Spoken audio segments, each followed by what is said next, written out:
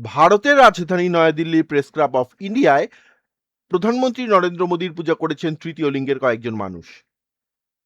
20 August আয়োজিত এই কর্মসূচিতে মোদীর ছবি সংবলিত একটি কার্ডবোর্ড রাখা হয়। এই সময় জয় জয় মোদী ও হর হর মোদী স্লোগানও দেওয়া হয়।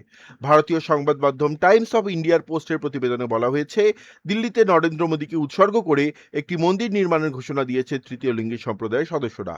মন্দির নির্মাণের জন্য যে এলাকা নির্ধারণ করা হয়েছে সেখানে বৃহস্পতিবার পূজার আয়োজন করা হয়। অনুষ্ঠানে তৃতীয় লিঙ্গের নেতা ডক্টর রাজন সিং এবং মহামণ্ডলেশ্বর বৈভবী মহারাজ উপস্থিত ছিলেন। আয়োজকরা কর্মসূচির নাম দিয়েছেন শ্রী মোদী চালিসা। হিন্দু ধর্মাবলম্বীদের মধ্যে প্রচলিত হনুমান চালিসার আদলে এ নাম দেওয়া হয়েছে। মোদীর পূজার ছবি ও ভিডিও সামাজিক যোগাযোগ মাধ্যমে ছড়িয়ে পড়ার পর বিষয়টি ব্যাপকভাবে আলোচনায় আসে। তবে এই আয়োজনের সঙ্গে প্রেস ক্লাব অব ইন্ডিয়ার কোনো সম্পৃক্ততা নেই বলে জানিয়েছে কর্তৃপক্ষ। সংগঠনটির দাবি, আয়োজকরা সংবাদ সম্মেলনের কথা বলে তাদের একটি হল ভাড়া নিয়েছিলেন, কিন্তু সেখানে সংবাদ সম্মেলনের পরিবর্তে পূজার আয়োজন করা হয়।